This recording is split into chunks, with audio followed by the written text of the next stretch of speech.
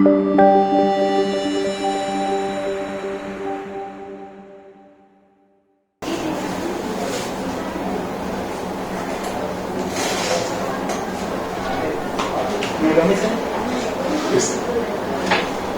Morning sir.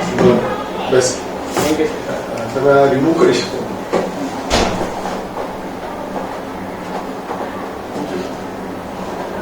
તમારો પરિચય આપો, નામ જણાવો. સર મારું પૂરું XYZ છે. મેં મારું ગ્રેજ્યુએશન મિકેનિકલ એન્જિનિયરિંગ ફિલ્ડમાંથી કર્યું છે અને હાલમાં હું STA તરીકે રાજ્યવરણ શિક્ષક તરીકે ફરજ બજાવી રહ્યો છું.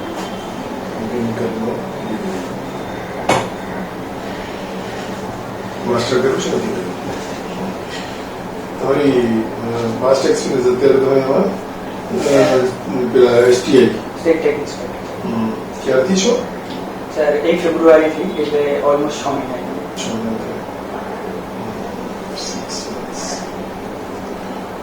તમારી હોબી શું છે? સર ક્રિકેટ જોવી અને રમવી.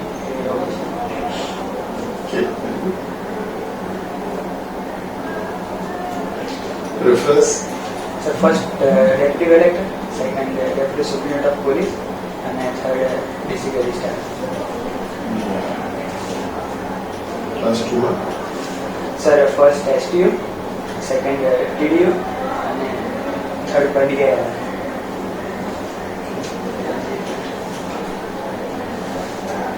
તો મિકેનિકલની ડિગ્રી લીધી તો એવરગ્રીન કહેવાય કે સબ્જેક્ટ. તો તમે કઈ ભાષામાં ઇન્ટરવ્યુ આપશો? ગુજરાતી. મિકેનિકલ ની ડિગ્રી તો એવરગ્રીન ગણાય. હવે તો ઘણો બધો સ્કોપ છે, પ્રાઇવેટમાં તો ખૂબ સ્કોપ છે અને બિઝનેસમાં પણ ઘણો સ્કોપ છે. પછી આમાં શા માટે જોડાવાનું? સરકારી સર મિકેનિકલ એન્જિનિયરિંગમાં સ્કોપ છે, પરંતુ સર સિવિલ સર્વિસીસ એક ડાયવર્સિટી ઓફર કરે છે. તમે જુદી જુદી ફિલ્ડમાં અલગ અલગ ક્ષેત્રે કાર્ય કરી શકો છો. એટલે માટે સર લાઈક સર ડેપ્યુટી કલેક્ટરનું ઉદાહરણ લઈએ તો સર એક ડિસ્ટ્રિક્ટ સપ્લાય ઓફિસર તરીકે પણ કામ કરે છે, ડેપ્યુટી કલેક્ટર સ્ટેમ્પ ડ્યુટી તરીકે પણ કામ કરે છે, ડેપ્યુટી કલેક્ટર લેન્ડ રેવન્યુ તરીકે પણ કામ કરે છે, ઇલેક્શન વખતે ઇલેક્શન ઓફિસર તરીકે પણ કાર્ય કરે છે. તો સર એમાં ઘણી બધી ડાયવર્સિટી ઓફર થાય છે. એટલે ખાલી ડાયવર્સિટીને ધ્યાનમાં લઈને તમે આમાં જોડાવો છો? સર એની પછી સર જોબ સેટિસ્ફેક્શન અને સિક્યોરિટી પણ કારણ છે. તમે જોડાયા નથી, તમને અત્યારે ખબર છે કે જોબ સેટિસ્ફેક્શન મળી છે? સર હું તો સર નથી જોડાયો, પરંતુ મેં જે સિનિયર જોડે વાત કરી છે એમને મને વિચાર તમને આ રૂમની અંદર મશીનની વ્યાખ્યામાં આવતું એવું શું છે? સર એર કન્ડિશનરિંગ જે છે એસી મશીન જ છે. સર પેન્ટ મશીન તરીકે પણ લઈ શકે. સર એ મશીનિંગ એમાં થયેલી છે એ મશીન નથી. સરની જે નીટ છે એ બનાવવા માટે પણ ક્યાંક મશીનિંગનો યુઝ થયો જ છે. એની ઉપર CNC મશીનથી અથવા અન્ય કોઈ રીતે એને બનાવવામાં આવે છે.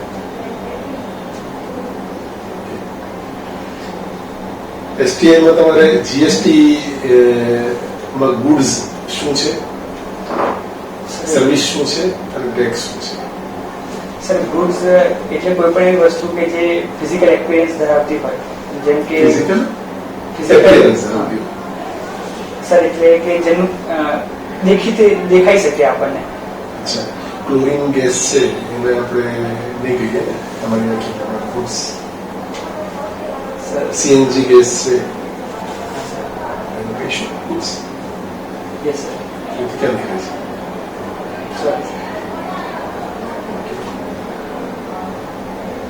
સર્વિસ કોને કહીશું? સર GST એક્ટમાં તો સર્વિસ એવી વ્યાખ્યા લખી હતી કે anything which is not goods is service. GST એક્ટમાં સર આ જ વ્યાખ્યા લખવામાં આવી. ટેક્સ એટલે શું?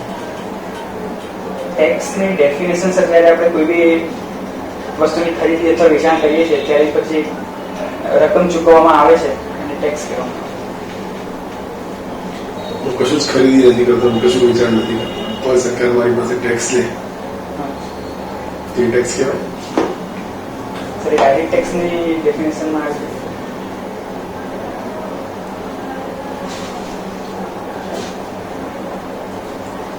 GST કયા પ્રકારનો ટેક્સ છે? Indirect tax. ઇનડાયરેક્ટ કયા પ્રકારનો ઇનડાયરેક્ટ ટેક્સ છે? એમાં પણ સેગ્રેગેશન છે. ઇન્ડિરેક્ટ ટેક્સીસ ઘણા પ્રકારના હોઈ શકે. વેટ પણ ઇન્ડિરેક્ટ ટેક્સ હતો, પણ જીએસટી માં એવું શું અલગ છે જે વેટમાં નહોતું? સર એક કોમ્પ્રિહેન્સિવ ટેક્સ છે અને મલ્ટી સ્ટેટ ટેક્સ છે. Multi state tax, multi stage tax છે, એનો શું મતલબ છે? સર જે દરેક સ્ટેજની જે વેચાણ છે એની પર એ લાગુ પડે છે. અને એ પણ સર વેટની જેમ છે તો સર વેલ્યુ એડેડ ટેક્સ છે. ઓકે. ડેસ્ટિનેશન બેઝ ટેક્સ વિશે કઈ જાણો છો? Yes sir.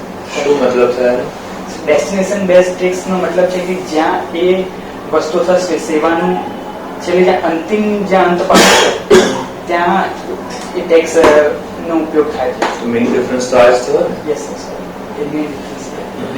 હમણાં ભાવનગરમાં જીએસટી બોગસ બિલ વિશે કંઈક સ્કેમ થયું હતું, એના વિશે શું જાણો છો? એ સ્કેમ કેમ થયું? શું કારણ હતું કે આટલા બોગસ બિલ બનાવીને ઇનપુટ ક્રેડિટ મેળવી શકે? સર જે ભાવનગર છે ત્યાં જે મેઇન બિઝનેસ થાય છે સ્ક્રેપિંગ નો થાય છે. સર સ્ક્રેપિંગ એવું મટીરિયલ સેન્સિટિવ મટીરિયલમાં આવે છે. એમાં સર બોગસ બિલિંગ બનાવીને ખાલી બિલનું ટ્રાન્સફર કરવામાં આવે છે, પરંતુ એમાં કોઈ માલનું ટ્રાન્સફર કરવામાં આવતું નથી. સાહેબનો પ્રશ્ન જુદો છે. એ કેમ થયું? કેમ થયું? આ વેટ હોત તો આ પ્રશ્ન ન થાય, જીએસટી હતો એટલે થયું, એવું હમણાં એક આર્ટિકલ આવ્યો હતો. એવું તો જીએસટી માં શું નવું કર્યું સરકારે કે આ સ્કેમ થવાને કારણ બન્યું? સર એક એનું કારણ છે કે જે બધી જ પ્રક્રિયા ઓનલાઈન છે સર, એના કારણે જ્યારે કોઈ એપ્લિકેશન આવે છે રજીસ્ટ્રેશન માટે તો આપણે એ વ્યક્તિને બોલાવતા નથી. એટલે કોઈ પણ વ્યક્તિ બીજા કોઈના આધાર કાર્ડ પાન કાર્ડ થી પણ એના નંબર ઉપર એ રજીસ્ટ્રેશન કરાવી શકે છે, પરંતુ એ હોય છે બીજો કોઈ વ્યક્તિ અને એનો પછી ધંધો બીજો કોઈ વ્યક્તિ કરતો હોય છે. તમે ફિલ્ડમાં ચેક નથી કરતા જીએસટી રજીસ્ટ્રેશન વખતે? સર હવે હમણાં જ જે અમારા ઓફિસર સાહેબ છે, ચીફ કમિશનર સાહેબ, એમની અંદરમાં અત્યારે હવે એવું સર્ક્યુલર જાહેર કરવામાં આવ્યો કે હવે ફરજિયાત દરેક રજીસ્ટ્રેશન સ્પોટ વિઝિટ કરવામાં આવશે. Okay. The spot visit was something which has been omitted in the GST earlier. એના કારણે ઊભું થયું આખું વસ્તુ. ઠીક છે. ફ્લાઇંગ સ્કોડ તરીકે એસટીઆઈ કામ કરતા હોય છે. શું કામગીરી અને શું પાવર્સ હોય તમારે ત્યારે ફ્લાઇંગ સ્કોડ તરીકે જતા હોય ત્યારે? સર ફ્લાઇંગ સ્કોડ એ જ્યારે કોઈ પણ વેપારી માલ એક જગ્યાએથી બીજી જગ્યાએ ટ્રાન્સફર કરતા હોય છે તો એની માટે ઈ-વે બિલ જનરેટ કરવું પડતું હોય છે. અને જ્યારે ફ્લાઇંગ સ્કોડ એ આવા કોઈ ઈ-વે બિલ વગર જો માલ ટ્રાન્સફર થતો હોય તો એ કોઈ પણ ગાડીને રોકી શકે છે, એનું જો ઈ-વે બિલ માંગી શકે છે અને એનું જે માલ સામાનનું જે ટ્રાન્સફર પરિવહન કરી રહ્યા છે એ ચકાસી શકે છે. સીઝર કરી શકે? હા સર, કરી શકે. સીઝરના પાવર્સ કરાય એસટીઆઈ કે તમારે એસટીઓ ને બોલાવવા પડે એના માટે? સર એસટીઓ જોડે હોય. એસટીઓ જોડે હોવા જોઈએ. હા, એસટીઓ સાથે બે એસટી અને એક એસટીઓ એ મોબાઈલ સ્કોડિંગ જે વાહનો એમાં એક એસટીઓ અને બે એસટીઆઈ કામ કરતા હોય છે. એસટીઓ હાજર ન હોય તો તમે સીઝર કરી શકો, એ વાહન જપ્ત કરી શકો એસટીઆઈ તરીકે? સોરી સર, એ મને ઓકે. તમને ક્રિકેટનો શોખ છે, પજામા ક્રિકેટ વિશે કઈ જાણો છો? ક્રિકેટના ઇતિહાસમાં પજામા ક્રિકેટ કોને કહેવાતું? પજામા ક્રિકેટ. અચ્છા, વન ડે ક્રિકેટ શરૂ થયું એ કોણે શરૂ કર્યું એનું કોઈ આઈડિયા છે? એનું બેકગ્રાઉન્ડ કઈ ખ્યાલ છે? પૃષ્ઠભૂમિ કયા સંજોગોમાં શરૂ થયું હતું? અત્યારે તો T20 ચાલી રહ્યું છે, પણ જયારે વન ડે શરૂ થયું, test match is original cricket એવું કહેવાય છે. વન ડે ક્રિકેટ શરૂ થયું ત્યારે કોણે શરૂ કર્યું ને કેમનું શરૂ થયું? દેશનો વાંધો, દેશ તો ઠીક છે, વ્યક્તિ કે સંસ્થા કે એ રીતે પૂછી રહ્યો છે. અચ્છા, કાશ્મીર પ્રીમિયર લીગ હમણાં એક રમાઈ રહી છે, એના વિશે શું જાણો છો? Yes sir, Herschelle Gibbs, Monty Panesar એ બધા જે ખેલાડીઓ જે કાશ્મીર પ્રીમિયર લીગમાં રમવાના હતા એના કારણે એનું અત્યારે ચર્ચામાં છે. એક કાશ્મીર પ્રીમિયર લીગ પાકિસ્તાન તરફથી યોજવામાં આવી રહી છે, પરંતુ એનો બીસીસીઆઈ એ વિરોધ નોંધાવ્યો છે. કપિલ દેવના સમકાલીન એના જેવા હતા, અહીંયા બધા કપિલ દેવ હતા, પાકિસ્તાનમાં હતા, તો એ જે કેટેગરી એમની હતી એવા એમના સમકાલીન ઇંગ્લેન્ડમાં કે ન્યુઝીલેન્ડમાં કોણ? ઇંગ્લેન્ડ અને ન્યુઝીલેન્ડ. સર ભારત વિશે ન્યુઝીલેન્ડ विषय जानकारी मिली। पेट्रोलियम प्रोडक्ट जीएसटी के अंदर में आता है ना सर? सर हिंदी नहीं तब तो आप गुजराती हो, ये हिंदी में प्रश्न पूछे तब गुजराती ना सर, ये हजू पण वेट में જ આવે છે। ओके, क्यों नहीं आ रहा है जीएसटी के अंदर में? સર જે વેટની અંદર જે રાજ્ય સરકારનું આવક છે એ સૌથી વધારે પેટ્રોલિયમ પ્રોડક્ટ્સમાં આવતી હોય છે તો રાજ્ય સરકારો એને વેટમાં ઇન્ક્લુડ કરવાની તત્વમાં નથી. अगर जीएसटी में अभी सर्वे हुआ था, किसी बैंक ने सर्वे करके दिया था, कौन से बैंक ने? SBI ने सर. SBI ने. तो अगर जीएसटी को 28% स्लैब में ले भी आते हैं तो क्या इम्पैक्ट आएगा पेट्रोल प्राइस में? સર પ્રાઇસ તો ઘટી જશે ઘણી રીતે. એમાં એ સર્વેમાં બતાવવામાં આવ્યું હતું કે 75 રૂપિયા સુધી પેટ્રોલની પ્રાઇસ આવી જશે. ओके. अभी 1983 वर्ल्ड कप पे एक प्लेयर का डेथ हुआ है. Yes sir. સર ગેસ કરો. હા, बोलो. મદનલાલ. कंसोल. નહીં તો કેસી કરે. માચી સર પણ અત્યારે કોઈને મરવાનો તો કેસ નહીં કરો પ્લીઝ. ચિંતા વયા છે મારી નાખો. ઠીક છે, okay. Thank you sir. Thank you.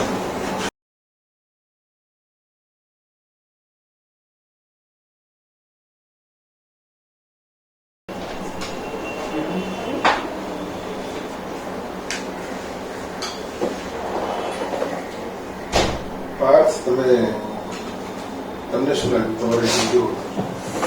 Sir જે હોબી રિલેટેડ ક્વેશ્ચન હતા એમાં પર કરના માસ કરો અને એ ટેબલ પર નહીં મૂકતા માસ એમાં નહીં મૂકતા અહીંયા રાખો, put it in a lap, it is fine. ત્યાં મૂકી દો. હા. રાખો બસ. સર જે હોબી રિલેટેડ ક્વેશ્ચન હતા એમાં તો ઓકે બરાબર. બાકીના તમને ઠીક લાગે ક્વેશ્ચન્સ? સર જીએસટીમાં જે એકાદ ક્વેશ્ચનમાં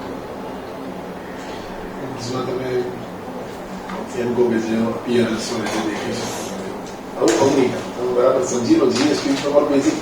કારણ કે તમને પૂછવા જેવું છે જ આટલું. તમે અત્યારે જે તમારો એક્સપિરિયન્સ છે કે જ્યાં નોકરી કરો છો એ મિકેનિકલ ડિગ્રી ક્રિકેટ આટલા વાત તમને પૂછવાનું છે બરાબર. અને ઇન્ટરવ્યુ તમારું 20 થી 25 મિનિટ ચાલવાનું. આ ત્રણ બાબતો જે છે તમારી તો તમે ઘણું બધું પૂછાશે. બીજું તમારું પુસ્તક છે ને આ તમે બેઠા છો અને એ વખતે પણ એક તો પીરિયડ તમારું કેવું દેખાય છે એટલે અહીં બિલ પણ તમારું સરખું નથી. એક્સક્યુઝ એ સમજી લો. અને આ છે તમે આને કાં તો ટ્રીમ વ્યવસ્થિત કરજો. ના સર હું ક્લીન સેવ જ કરી દીધી. હા, તો પછી સરખી રીતે મતલબ લુક તમારો પાછો માથાના વાળ તમારા આવા જ રહેશે કે આ જ રીતે રહેશે તો પછી પ્રશ્ન નથી. બાકી પાછી પાડતા જ નથી. નાના પાડતી એટલે પડી ક્યારે છે 18 થોડાક વ્યવસ્થિત બેસવાનું તમારો. જો આ પાછળ છે છેક બેઠા શું પાછળ હા સર આમ બરાબર. બરાબર છે. તમે એટલે આમ તમારે પેલા રોબોટ જેવું નથી બેસવાનું એવું ના લાગવું જોઈએ કે રોબોટ છે બરાબર. તો ક્યારેક તમે પાછું થોડોક આમ હાથનો ઉપયોગ કરી શકો. કોઈ તમે એક્ઝામ્પલ સમજાવતા હો કે ઉપયોગ કરતા હો ને ત્યારે માઇનર તમે એવું કરી શકો બરાબર. અને ક્રિકેટ જેવી રમત છે ને એ તો હાથે વાળાને બહુ મજા પડી જાય કે આને આપણે આખો ઇન્ટરવ્યુ ના પર લઈ જાય. એટલે તમારી હોબી જો ક્રિકેટ હોય તમે એમ કહો કે મને તો ખાલી ભારતના ક્રિકેટ વિશે જ ખબર છે. ના સર એ થોડું વધારે માહિતી નથી. તમે ઇન્ટ્રોડક્શન છે એટલીસ્ટ 30 સેકન્ડ નો તૈયાર કરો કે તમને કોઈ ઇન્ટરપ્ટ ન કરે. તમે 30 સેકન્ડ બોલી શકો છો. તમે ખાલી 2 જ વાક્ય બોલ્યા હતા કે હું બી મિકેનિકલ થયો છું, હું એસટીએ છું. તો સર હોબી પણ એમાં ઇન્ક્લુડ થઈ બધું હોબી પ્રેફરન્સીસ તમને સ્ટોપ ન કરે તો તમે 4-5 વસ્તુ બોલી શકો. અનલેસ કે તમને રોકીને કે અચ્છા આમાં ડિટેલ લખો તો તમે રોકાઈને આપી શકો. બાકી તમને કોઈ રોકશે નહીં એવું માનીને 30 સેકન્ડ તમે બોલવાનું તૈયાર રાખજો તમારી સાઈડથી. સર આમાં બીજા 2 વાક્યો મારા પ્રેફરન્સીસ ને હોબી બિલકુલ. તમારી શરૂઆત તમારી લાયકાત ડિગ્રી કે માસ્ટર ડિગ્રી જે હોય એ પછી તમે લઈ લો તમારી હોબી, તમારો પાસ્ટ એક્સપિરિયન્સ અથવા તો અત્યારે જે કરતા હોય અને તમારા પ્રેફરન્સ. આની 4 વસ્તુઓ તમે લઈ લો એટલે તમારી 30-35 સેકન્ડ તમારી એમાં નીકળી જાય. અને તમે એસટીઆઈ છો અત્યારે તો એસટીઆઈ માં તમે અત્યારે શું કામગીરી કરો છો, ઘટક ઓફિસમાં છો, હેડ ઓફિસમાં છો, એ થોડું વધારે ઇલેબોરેશન કરો તો એમની પ્રમાણે પ્રશ્ન પૂછવાની ખબર પડે. ઓકે તમે જો ફિલ્ડમાં હો તમે પ્રકારે પ્રશ્ન પૂછે, તમે હેડ ઓફિસમાં તે પ્રકારે પ્રશ્ન પૂછે, એની સ્ટાઇલ બદલી જાય. એસટીઆઈ નું ફિલ્ડમાં વિશાળ છે, ટેક્સ નું ફિલ્ડમાં. તેમાં સ્પેસિફિક કે તમે you are join 6 months back, તમે એક જ જગ્યાએ કદાચ કામ કર્યું છે, બીજી જગ્યાએ તમે ગયા પણ નહીં હો. તો સ્પેસિફિક કે તમે અત્યારે એસટીઆઈ માં ક્યાં પોસ્ટેડ છો, કઈ જગ્યાએ છો એમ એટલે ઘટક કચેરીમાં છું તો હા તો હવે શું કામ કરો છો તમે STI તરીકે અત્યારે એ પણ થોડું મેન્શન કરો કે STI એટલે શું કે તરીકે તમારા પ્રશ્નો નેરો થાય એટલા યસ સર વાસ્ટ ફિલ્ડમાં વાસ ફીલ ના આવે ખ્યાલ આવે? કે ત્યાં એટલામાં આવી જાય કે 6 મહિના થયા છે અને આ જગ્યા પર છું ને આ કામ કરું છું એટલે સામે આમ ખ્યાલ આવે કે આ બધું બહુ ડિટેલ નહીં ખબર હોય એના આટલા વિશે પણ હા અગેન પછી જીએસટી શું છે એ તો ખબર હોવી જ જોઈએ એમાં એ નહીં ચાલે બરાબર एंड उसको लास्ट में ही रखना आप जो अपना जॉब कर रहे हो ना इंट्रोडक्शन सबसे लास्ट में वो आना हाँ, ऊपर चाहिए करो, पास ताकि से- वहां से ना क्वेश्चन आ सके आपका યસ સર અને આપ ક્રિકેટ રમો છો જુઓ છો તો વન ડે ક્રિકેટ કેમનું શરૂ થયું એનો થોડુંક ઇતિહાસ ખ્યાલ હોવો જોઈએ એવું અપેક્ષિત છે કેમ કે બધાને ખબર તો હશે જ ત્યાં બેઠા એટલે ક્રિકેટની તો ખબર હશે બીજા કોઈ સ્પોર્ટની હોય કે ક્રિકેટ આપણે ત્યાં બધાને ખબર હોય હા બરીના છોકરાને બીજો કોઈ ખબર હોય નહીં એટલે એ તો બહુ એવો સબ્જેક્ટ છે ક્રિકેટનો સર તો ડિટેલમાં થોડું વાંચી લેવું કે ભાઈ for that matter day night test pink ball cricket જે પણ એના નવા નવા કોન્સેપ્ટ આવે છે અમ્પાયર રિવ્યુ સિસ્ટમ જે પણ ઓપિનિયન બેઝ તમને જે પણ લાગતું હોય થોડું વાંચી લેવું કાશ્મીર વાળો જવાબ તમારો ઓકે બરાબર. હતો. એ બરાબર. કરંટ હતું એટલે હા, એ current હતું. બાકીના ક્વેશ્ચન હિસ્ટ્રી વાંચી હતા હમ. એટલે સર એમાં કોઈ તકલીફ પડશે ઠીક છે thank you all the best thank you sir